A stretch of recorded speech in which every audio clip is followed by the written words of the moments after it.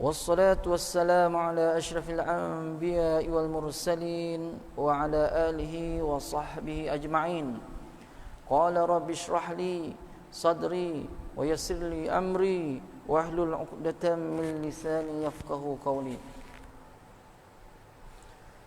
لقد جاءكم رسول من أنفسكم عزيز عليه ما عنتم حريص عليكم بالمؤمنين رؤوف رحيم فإن تولوا فقل حسبي الله لا إله إلا هو عليه توكلت وهو رب العرش العظيم.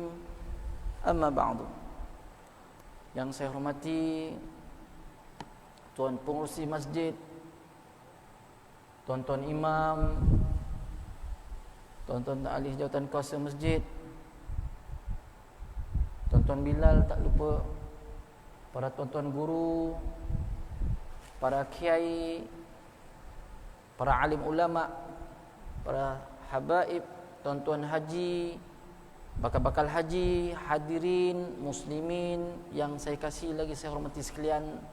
Alhamdulillah, bersyukur kita pada Allah Subhanahu wa taala kerana dengan izinnya, taufiknya, hidayahnya, kasih sayang darinya, kita dapat digerakkan, memberikan kekuatan ke atas kita untuk hadir ke rumahnya bagi menjalani satu kefarduan, iaitu solat fardu asar secara berjemaah, yang mana tadi kita cuba jaga sembahyang rawatibnya, kerana solat rawatib ni adalah solat yang rankingnya solat sunat yang terbaik selepas solat fardu. Sebab itu kita kena jaga tuan-tuan solat rawatib ni, ya.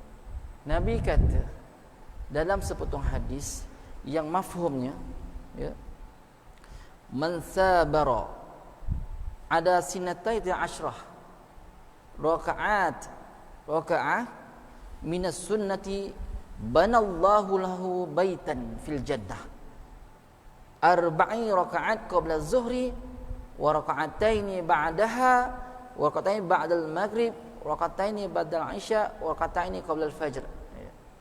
Maksudnya apa? Sesiapa sahaja yang sentiasa melakukan 12 rakaat solat sunat, maka Allah akan bina untuknya rumah di syurga.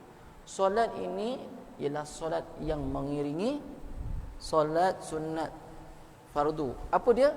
4 rakaat sebelum zuhur. Jarang kita buat 4 rakaat. Biasanya muakkadnya 2 rakaat. Yang satu lagi ghairu muakkad. Maksudnya gitu. Jadi siapa yang dapat jaga 4 rakaat ni, Nabi kata mudah dia terlepas daripada api neraka. Solat sunat je. Ya, sebab itu ranking sembahyang sunat rawatib ni pun ada ranking-ranking tuan-tuan je. Yang pertama sunat yang paling afdal antara rawatib ni iaitu solat qabliyah subhi. Itu memang ranking pertama. Sanggup ada sebahagian ulama mengqadakkan kalau dia tak dapat solat sunat tu. Lepas sembahyang subuh je dia berbangkit, Allahu akbar. Saking cintanya terhadap solat sunat qabliyatul subhi. Pahalanya besar tuan-tuan. Ya. Lebih baik daripada bumi dan seisinya. Itu pahala dia. Besar punya. Manakala ranking kedua iaitu solat sunat sebelum zuhur. Dalam kitab Mata' al-Badrain wa Majma' al-Bahrain menyebutkan sehingga solat ini kalau kita tertinggal 4 rakaat qabliyah ni, kita boleh qadakkan dan gabungkan ketika ba'diyahnya, sehingga membawa ke 8 rakaat boleh, tak ada masalah. Boleh rujuk dalam kitab Mata' al-Badrain, ya. Kalau masih ingatlah tuan-tuan ni, dulu belajar dah berpuluh tahun saat tinggal lama dah, ya. Sabilul Mutahidin pun ada, ya. Kiai Muhammad Arsyad, ya, Al-Banjari, Allahu Akbar, pun ada juga menyebutkan perkara itu. Jaga tuan-tuan. Ba'diyah dia kata apa? Kata Nabi SAW dari riwayat Imam Tirmizi, 4 rakaat sebelum zuhur, 2 rakaat selepasnya. Jaga tuan-tuan. walaupun dapat 2 rakaat. Besar. Kemudian 2 rakaat sebelum minta maaf, 2 rakaat selepas maghrib. Selepas maghrib. Habis Ustaz, asar tu ada juga. Ada juga ketika Nabi, tapi jarang Nabi buat pada asar. Tapi dalam kitab Allahumma salli ala Kifayatul Akhyar atau kitab Al-Manhaj, Fiqh Al-Manhaji dipanggil. Disebut ada 10 sembahyang rawatib. Dia kata dalam tu ada 10 yang Nabi selalu kerap buat. Antaranya ialah sebelum asar tadi. Ada juga dalam kitab. Ustaz, kok dalam kitab ni lain, kok kitab dia lain? Sebab ulama ni jumpa hadis ni. Dia tak jumpa hadis yang pada ini. Ya? Maka ulama ni macam sahabat Nabi. Satu ketika Nabi ni cakap dengan sahabat ini, sahabat yang lain tak ada. Ya? Bila cakap ini, sahabat yang lain pun tak ada pula. Begitulah keadaan hari ini. Orang ulama-ulama mengkaji, dia dapat yang ini, dia pun ambil yang ini. Yang ini dapat yang ini pun ambil yang ini. Ulama ini. Ya. Maka bila kita gabung dan kita banyak study tuan-tuannya, belajar dengan tok guru kita, maka kita dapati, wah sudah mestilah yang ni sunat rawatib, yang sini sunat rawatib, sini 10, yang sini 12. Tak ada lebih daripada 12. Maka jalankanlah tuan-tuan. Setidak-tidaknya 10, jaga. Ya. Nabi kata apa lagi? Ya. Banallahu lahu baitan fil jannah. Nescaya Allah akan binakan rumah di dalam syurga. Tuan-tuan, rumah tuan-tuan ya. Rumah. Allah, jangan tu jagalah tuan-tuan ya. InsyaAllah. Ya, di kesempatan yang ada ini pada bulan Ramadan ni tuan-tuan je. Kita rasa Ramadan ni macam tahun lalu je rasanya ya. Tak tuan-tuan ya. Kita kena ada rasa satu perasaan, kata Nabi, kena ada rasa kegembiraan. Siapa saja nak menyambut Ramadan dalam keadaan gembira, ini tanda-tanda. Ya. Tanda apa tuan-tuan? Puasanya akan diterima Allah. Gembira je dulu. Belum puasa lagi dah gembira. Tetapi ada juga satu kaum yang mana datang bulan Ramadan ni dia berduka cita. Nabi kata ada 2 golongan bila datang dalam bulan Ramadan ni, ada 2 golongan terdapat. Satu dipanggil Islam yang mukmin, yang kedua Islam yang munafikin. Islam yang munafikin lah di antara digolongkan sebagai 10 golongan yang mana ia sentiasa dalam mendapat sentiasa dalam kerugian dipanggil. 10 golongan yang rugi sepanjang bulan Ramadan. Ini antaranya orang munafik. Apa sifat-sifat munafik ni? Yang pertama, dia tidak berlalunya sepanjang bulan Ramadan, dia tidak dapat keampunan daripada Allah.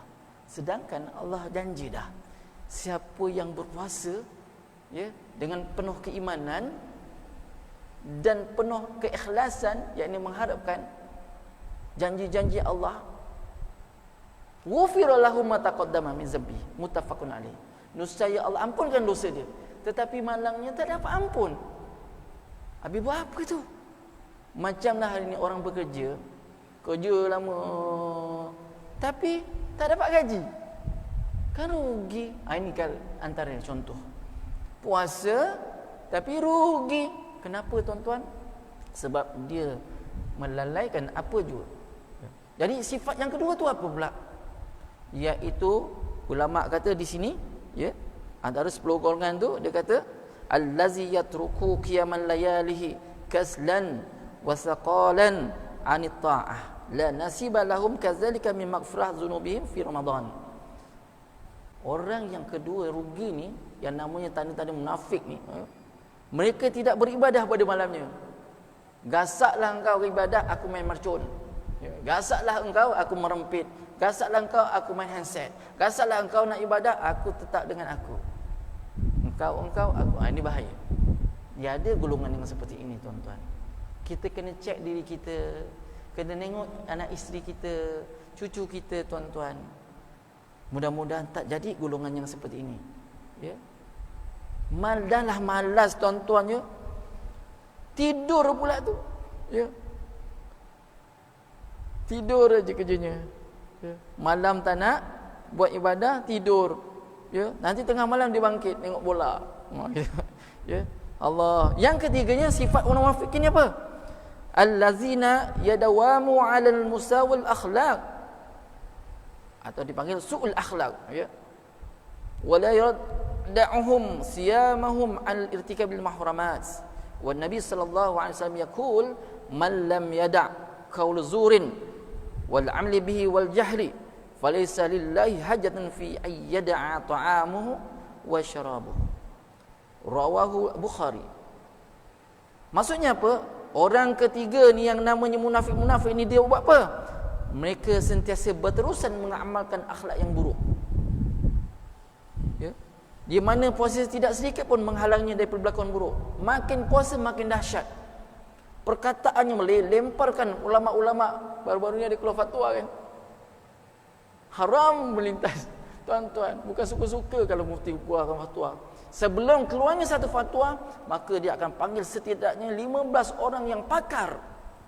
Akan duduk bersama, keluarkan. Barulah terbina, terciptanya satu fatwa. Ingat tuan-tuan, senang nak keluarkan fatwa ni kalau bukan ahlinya. Macamlah kita buat lempeng, kalau bukan ahlinya, ya, tak jadi lempeng tuan-tuan ya, mungkin jadi bubur. Gitu. Ini kan sedangkan hukum hakam Allah Subhanahu Wa Taala, jangan main-main. Ya. Kalau ni tak boleh, ni boleh. Kalau ni tak boleh, macam mana boleh? Dipanggil hukum fiqh ni hukum ilmu hillah. Kalau tak boleh ini, yang ini boleh. Sebab itulah orang-orang Wahabi ni dia panas sangat bila bab-bab ilmu fiqh ni. Tak boleh buat ni, kita boleh buat ini. Tak boleh ni, kita boleh buat ini. Panas je, tak keruan. Allahu Akbar. Mudah-mudahan kita dipelihara oleh Allah SWT dan difahamkan tentang yufaqihu fid din. Maksudnya nescaya Allah Taala memahami kefahaman kita dalam agama. Baik, itu yang kedua. Apa dia kata, Nabi kata apa? Man lam yada' qauli zurin. Siapa-siapa yang tidak meninggalkan ucapan yang dusta dan serta melakukan pendustaan, maka Allah Taala tak perlu dia itu menahan lapar dan dahaga. Riwayat Imam Bukhari. Jadi kalaulah kita berakhlak buruk, ya, kadang-kadang akhlak buruk ni bukan dengan cakap dan perlakuan. Duduk diam pun akhlak buruk kadang-kadang berlaku. Sangka buruk, macam bagusnya puasa, tengok tu, nunjuk-nunjuklah tu dalam hati je. Allah. Ya, qaulu zurin ni perkataan yang diucap, qaul perkataan yang sia-sia habis. Maka sangkaan kita pun merupakan perkataan yang sia-sia bila mana kita ada sangka buruk yang tidak munasabah, ya. Ini hati-hati. Ini baca Quran aja kat masjid ni. Apa tak ada kerja lain ni? Bulan Ramadan tuannya, Syahrul Ramadan allazi unzila fil Quran. Bulan ni dijuluki sebagai penghulu bulan, yang mana penghulu ni dalam bulan tersebut ada turunnya Quran. Ya. Orang baca Quran pun dihiri hati. Apa tak ada kerja lain ke imam ni? Tak ada lain ke orang ni? Buatlah kerja, kan cari rezeki tu fardu kifayah, kata dia. Ya. Sunat, baca Quran kan sunat sahaja. Sunat apa Ustaz? Sunat aini dia panggil. Dituntut, ya? Dituntut sunat aini. Ya. Kena baca juga tuan-tuan je. Satu huruf tersebut ulama menggariskan, kalaulah dalam bulan biasa satu huruf digandakan dengan 10, untuk Ramadan digandakan kali 10 lagi, 100 dapat. Tetapi ada riwayat yang kata, ya, dalam bulan puasa ini kebiasaan pahala itu digandakan 10 hingga 700. Tetapi bila masuk bulan puasa, kata Allah, dia adalah rahsia dalam rahsia aku untuk beri apa saja. Bahkan bukan 700 lebih lagi. Tak nak ke tuan-tuan? Nah, maksudnya baik. Itu golongan yang ketiga. Yang keempat, Nabi menyebutkan, Nabi sallallahu alaihi wasallam yaqul rabbal shaimun hizu min siyami ju' wal atas. Rawi Ahmad bin Majah wa sahahu as-Suyuti. Kata Nabi, ya, golongan keempat ni, ya, orang yang mana rabbal shaim, boleh jadi orang yang berpuasa ini hanya sekadar penat menahan lapar dan dahaga. Penat dia tunggu. Bila penatlah rasa nak tunggu. Kenapa? Sebabnya banyak menghabiskan masa saat-saat keemasan di bulan Ramadan ni dengan banyaknya tidur. Ustaz, penat Ustaz jaga Ramadan ni. Baik tidur Ustaz, kan ibadah juga. Ingat tuan-tuan, hadis yang kata tidur tu ibadah tu Ya. Memang ada hadisnya, tapi hadis itu tak boleh buat hujah lah. Dan sebahagian daripada kalangan kita mengatakan maudhu' hadis tersebut. Namun tidur tentang ibadah. Ya. Bahkan bukan itu saja, waktu buka nanti dia sibuk nonton TV. Ya. Hidangan atau bina tak boleh tak buat apa-apa. Yang kita pun tak tahu nak buat apa, tengok TV. Tengok pula cerita kartun. Umur 70 tahun melayani. Alah, biarlah cucu nak tengok. Tuan-tuan, kita ada satu perubahan yang mana ingatlah pesanan Nabi. Waktu berbuka itu kemuncak mustajabnya doa. Kemuncak, tuan-tuan. 10 hingga 15 minit berdoalah sebelum berbuka puasa. Begitu je satu lagi waktu, kata Nabi, kemuncak doanya iaitu penghujung sepertiga malam. Waktu nak hujung-hujung kita sahur. Wabil ashari hum yastaghfirun. Dan waktu sahur itu mereka mengucapkan astaghfirullah kepada Allah, mohon ampun. Paling tidak tak boleh doa astagfirullah. Saya teringat satu hadis berkaitan dengan bila seorang anak meminta ampunkan untuk dosa ayah dia yang ayahnya berada dalam kubur. Tuan-tuan, Allahumma ighfir lahu warhamhu, ataupun Allahumma ighfirli zunubi wali walidayya warhamhuma kama rabbayani shaghira. Nabi kata apa?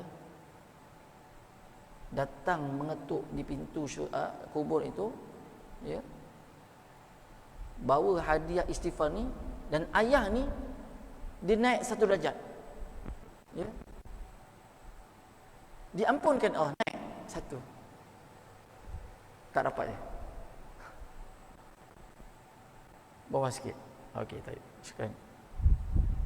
Tuan-tuan, bila seorang anak memohon ampun pada Allah untuk si ayah atau ibunya, ayah dan ibunya akan naik satu tahta, naik tingkat, ya.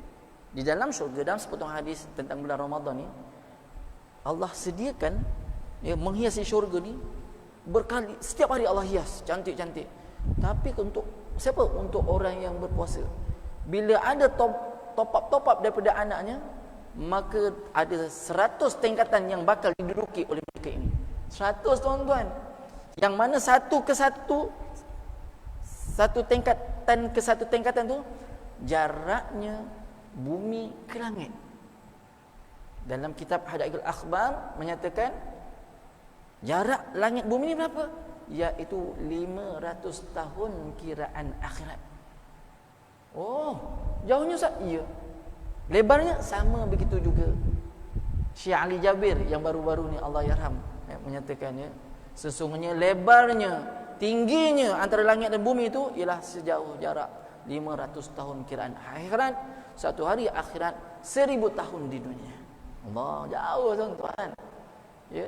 Habis yang Nabi Isra' Mi'raj cakap sekejap aja. Qadarallahu ma syaa. Yaqdirullah man yasha. Allah mengenaki, mudah bagi Allah Taala. Ya. Tak payah naik pun, sana terus pun boleh. Bagi Allah itu mudah.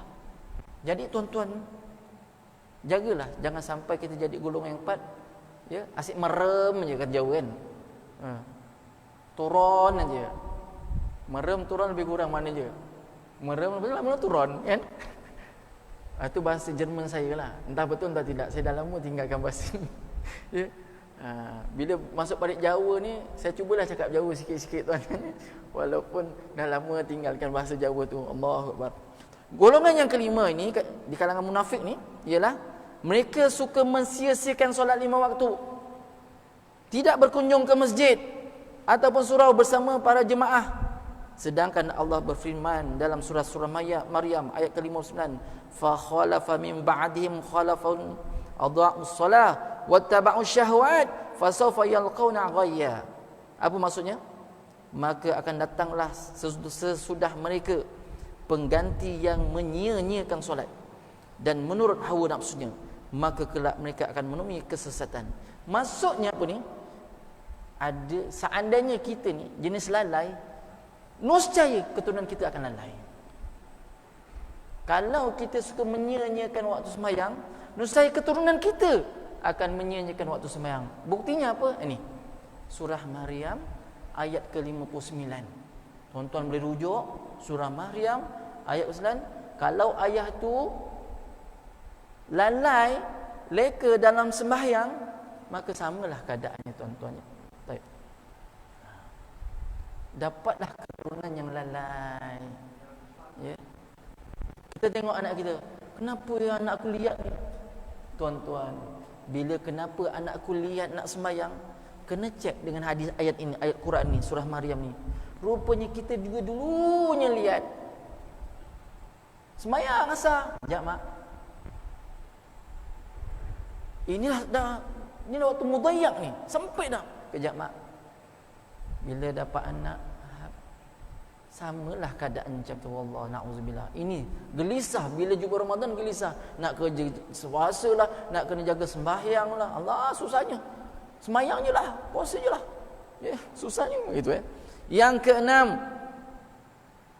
mereka yang merosakkan puasa mereka dengan sengaja, melakukan perkara-perkara yang membatalkan puasa, seperti berhubung badan dengan pasangan, sama ada halal ataupun tidak. Ini makin bulan puasa makin teruk akhlak dia.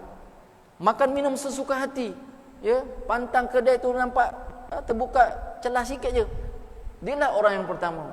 Tak dapat pintu depan, pintu belakang. Sekarang ni tak payah pintu depan kau tak? Tak payah pintu belakang dah. Hello. Tak payah hello dah. Nenek-nenek masuk dia tiba-tiba datang.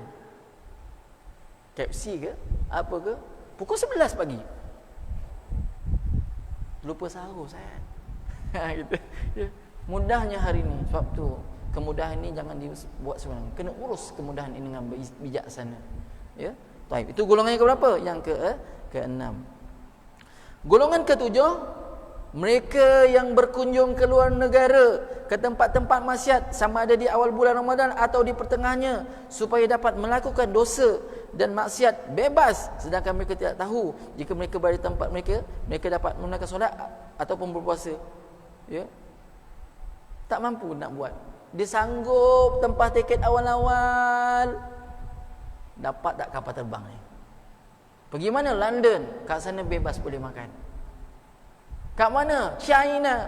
Pergi sana bebas makan. Fushan kan? Tempat sembelih-sembelihnya makhluk-makhluk. Ya? Yang berbagai-bagai. Nak khinzir biasa dalam Malaysia dah ada. Anjing mungkin yang biasa. Kita makan ular pula kat sana. Ya? Bulan puasa ular. Allah, ada jenis-jenis yang macam ni. Ya, tuan-tuan, Allah Akbar. Semua nak makan. Anak tikus yang hidup-hidup pun dia makan.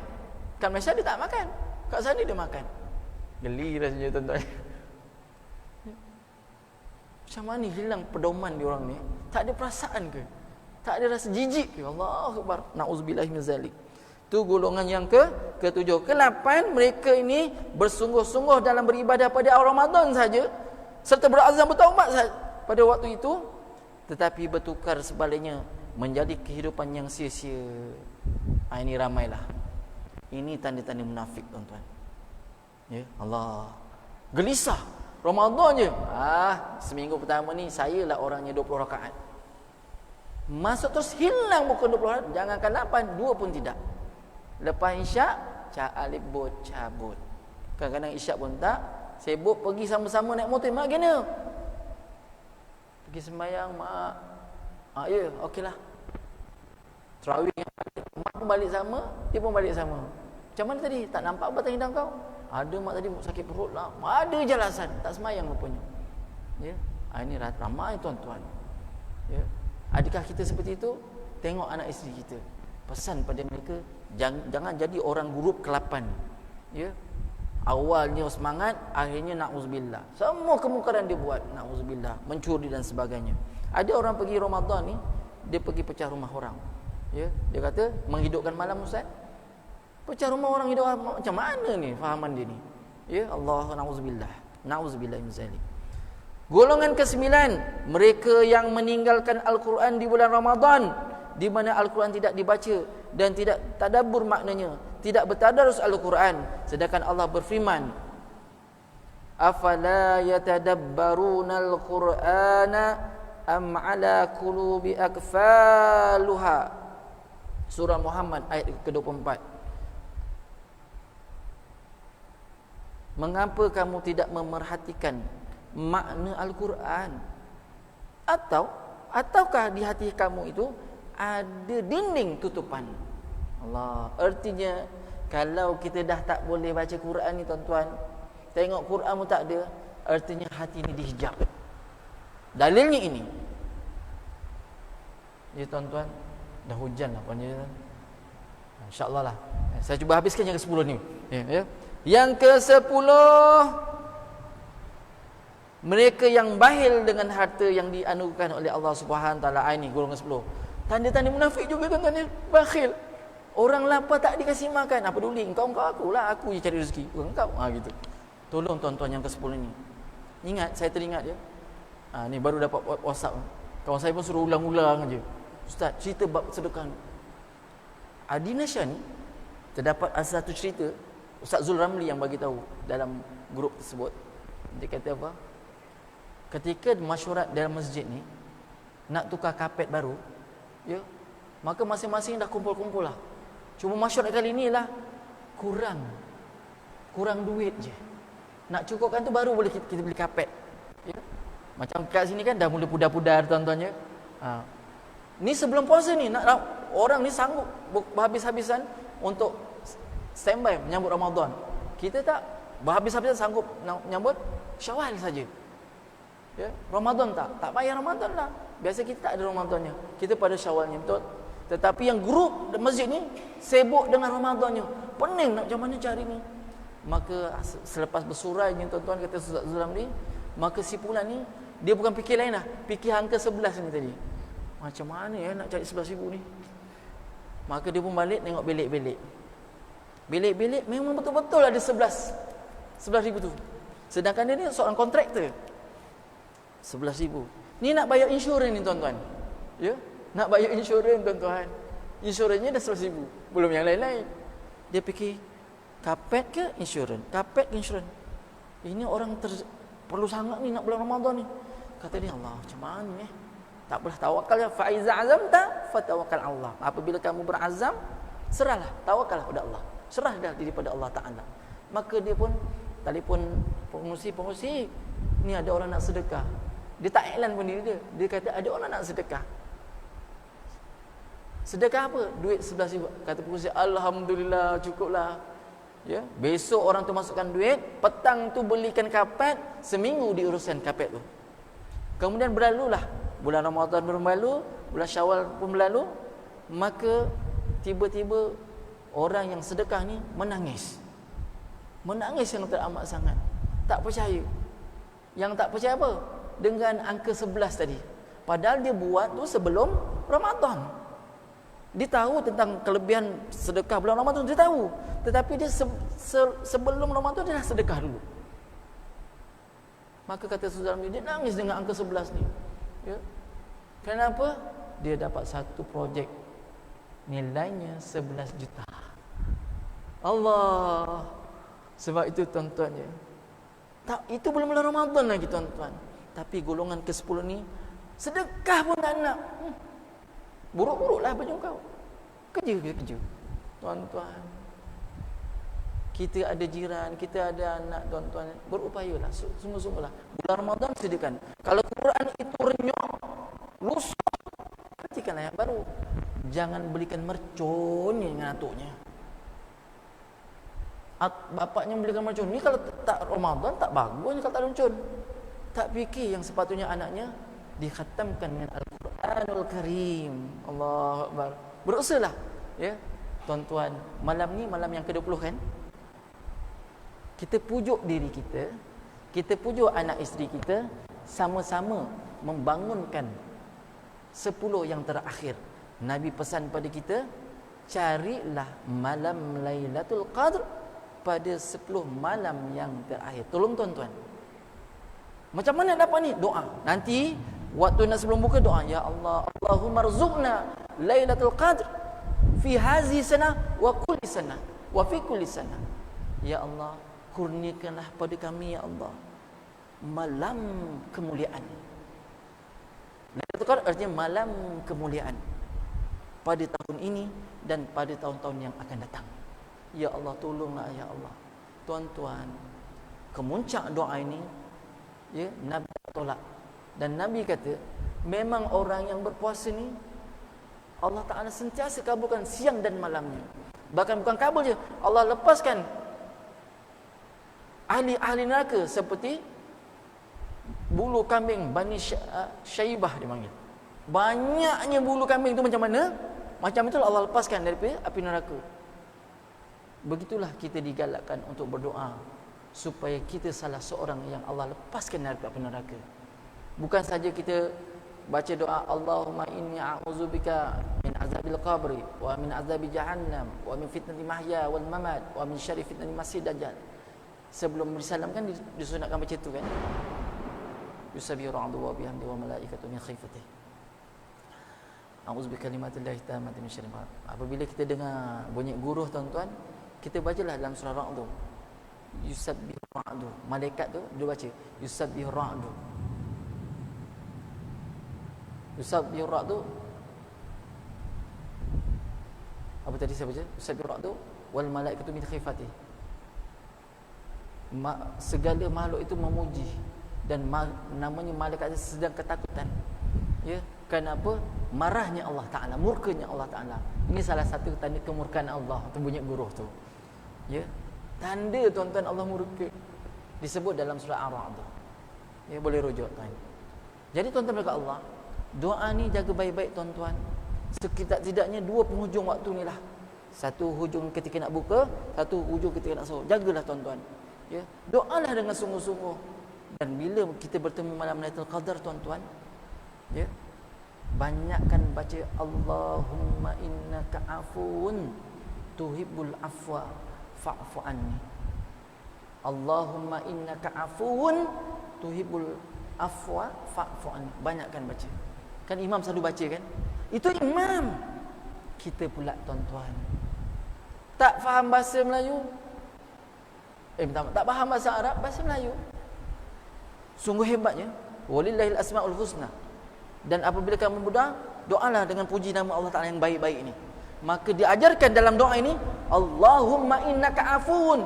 Ya Allah, sesungguhnya Dikau Maha Pengampun, Pemaaf. Ni, puji dulu Allah Ta'ala. Nabi ajarkan pujian dia. Allahumma innaka afuun tuhibbul afwa, yang suka memaafkan hambanya. Fa'fu anni, maafkanlah diriku ya Allah. Fa'fu anni, maafkanlah diriku ya Allah. Minta dengan Allah sungguh-sungguh tuan-tuan. InsyaAllah mudah-mudahan saya dan tuan-tuan bukan saja bertemu malam Lailatul Qadar, tetapi Allah ampunkan dosa kita semua dan elakkan daripada kita menjadi golongan yang kedua, iaitu Islam yang munafikin. InsyaAllah tuan-tuan ya.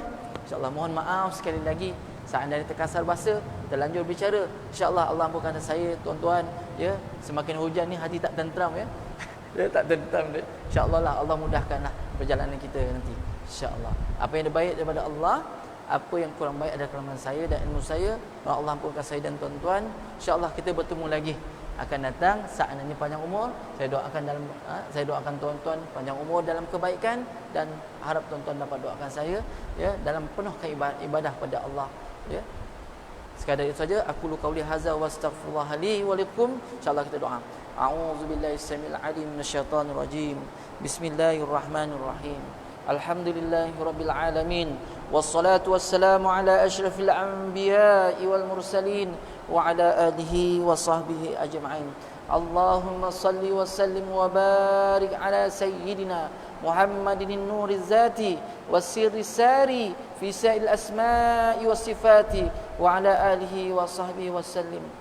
Allahumma ighfir lana dhunubana wa liwalidina warhamhum kama rabbawna sighara wa lijamil mu'minina wal mu'minat wal muslimina wal muslimat al ahya'i minhum al amwat birahmatika ya arhamar rahimin.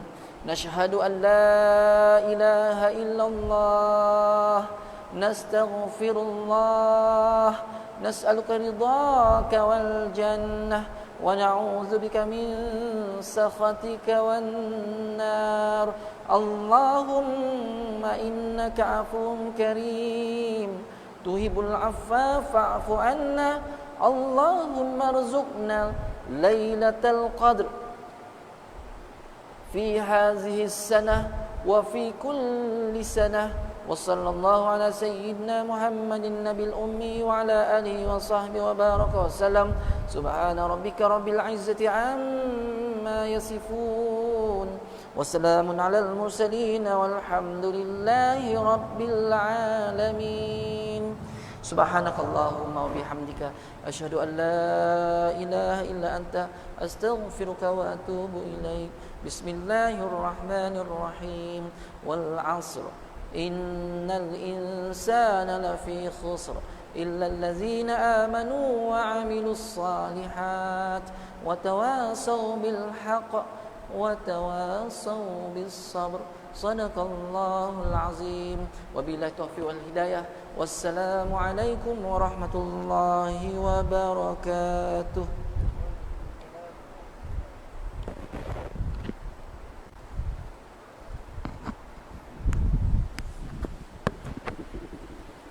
Tanda munafik bukan lagi 10, 50 sebenarnya.